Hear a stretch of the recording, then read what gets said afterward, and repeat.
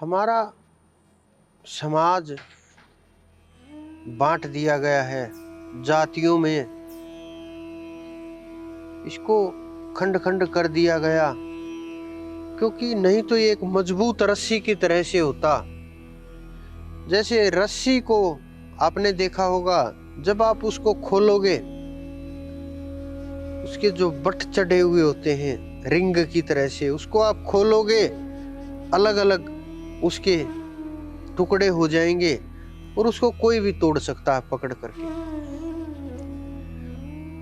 वो बहुत कमजोर हो जाती है। उसी प्रकार से हमारे हिंदुत्व को तोड़ दिया गया, जातियों में बांट दिया गया, अलग अलग जाति को अलग अलग नजरों से देखा जाने लगा, आपस में ही भाई भाई के दुश्मन हो गए। ये सब हमारी नासमझी के कारण से हुआ। हम फंसते चले गए, लोग इसका फायदा उठाते चले गए। ये वो चीज नहीं जो आप समझ रहे हो। कुछ लोग गीता का भी उदाहरण देते हैं, उनमें भी ब्राह्मण वैश्य शूद्र सबका जिक्र है।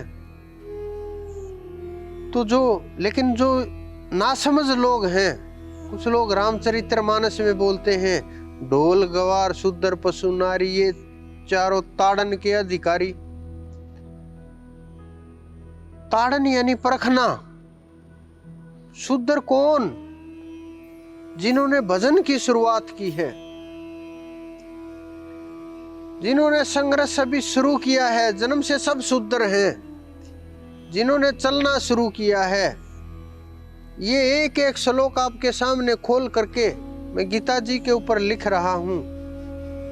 जब एक एक श्लोक आपके सामने खोल करके लिखूंगा कि अध्यात्म से जुड़ी हुई चीजें हैं सब कुछ, ये सारा का सारा एक एक आपके अंदर का विषय है। ये बाहर का कुरुक्षेत्र नहीं है, ये अंदर का कुरुक्षेत्र है जिसमें युद्ध चल रहा है। वैश्य कौन है? जिन्होंने भजन इकट्ठा कर लिया। क्षत्रिय कौन है? जो भजन की रक्षा कर रहा है। ब्राह्मण कौन है? जिन्होंने ब्रह्म को जान लिया, ब्रह्म का अनुभव कर लिया।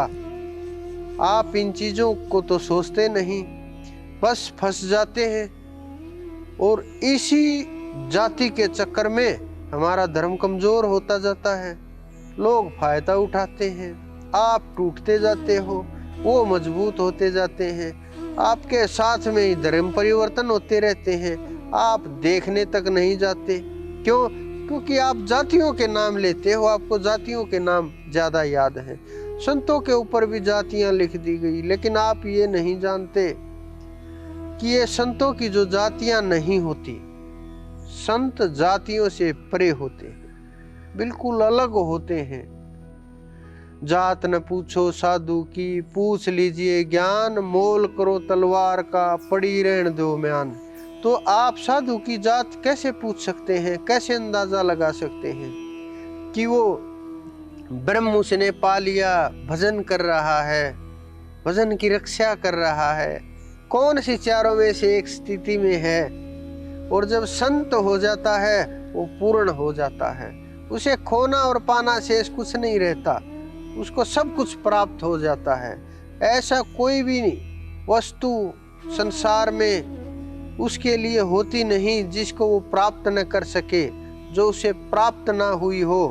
तो आप इन चीजों से बाहर निकल के ध्यान करते हुए, सब भाइयों को एक साथ लेकर के चलते हुए और इन चीजों को उनको भी समझाने का प्रयास करें, खुद भी समझने का प्रयास करें, और सब समझ करके जब हम आगे बढ़ेंगे तो ही हमारा ये परिवार बहुत मजबूत और इन आडंबरों से बाहर निकल करके मजबूती की ओर बढ़ेगा।